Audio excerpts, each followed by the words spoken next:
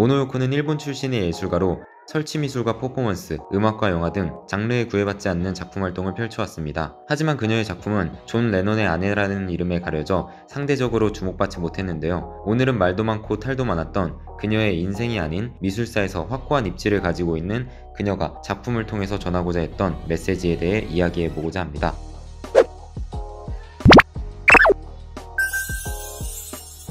먼저 그녀의 작품을 보다 잘 이해하기 위해 그녀가 속한 예술가 그룹 플럭서스와 현대미술을 지금과 같은 모습으로 만들어 놓은 다다이즘에 대해 간략하게 짚고 넘어가려고 합니다. 먼저 다다는 어린아이가 하는 옹알이처럼 아무런 의미도 없는 단어인데요. 다다이즘은 전통적인 미술의 스타일과 가치에 대한 반발로 나타난 문화예술 운동입니다. 논리적이고 합리적인 서구 사회의 전통이 불러온 참상을 목격한 문학의 종사자들이 일으킨 운동이기 때문에 전쟁 반대와 평화의 목소리를 담고 있었고, 비합리, 비논리, 무의식 등 말 그대로 아무 말이나 하는 어린아이의 놀이와도 같은 예술 행위를 강조하였습니다. 세계대전과 인간소외라는 참상을 불러온 기존 문화에 대한 공격적 태도를 가지고 더 나은 세계의 건설을 향해 나아가기 위해 끊임없이 대안을 제시하는 것이 이들이 추구하는 예술의 모습이었던 것이죠.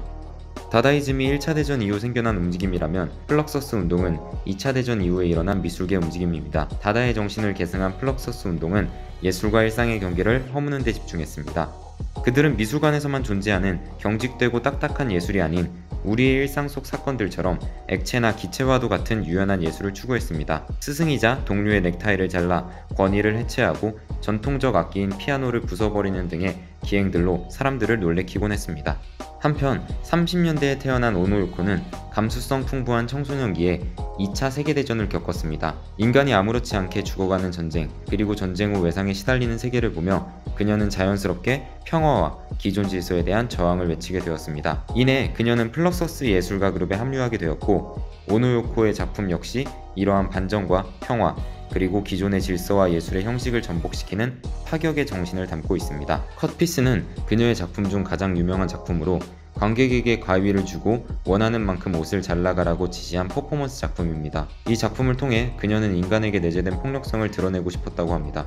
옷이 점점 잘려나가는 동안 그녀는 시종일관 무표정으로 아무런 저항도 하지 않았는데요. 어떤 경우에도 정당화될 수 없는 폭력에 비폭력 운동으로 저항했던 마하트마 간디가 떠오르기도 합니다. 실뢰를 갖고 하시오는 하얗게 칠해진 체스판을 설치한 작업입니다. 오노요코는 흑과 백으로 나뉘어 상대를 이겨야 하는 게임인 체스에 하얀색 페인트와 제목을 통해 새로운 규칙을 추가합니다. 너와 나는 동등한 인간이라는 믿음, 서로를 공격하지 않을 것이라는 신뢰를 가지자는 규칙입니다. 마지막으로 천장 그림은 존 레논이 오노요코를 사랑하게 되는 계기가 된 작품으로 사다리를 타고 올라가서 부착된 돋보기를 들여다봐야 예스라는 글귀를 읽을 수 있도록 호환되었는데요. 아무것도 없어 보이는 절망과 고통 속에서도 눈을 크게 뜨고 살펴보면 미약하지만 분명히 존재하는 희망과 사랑을 발견할 수 있을 거라는 그녀의 세계관이 담겨 있습니다.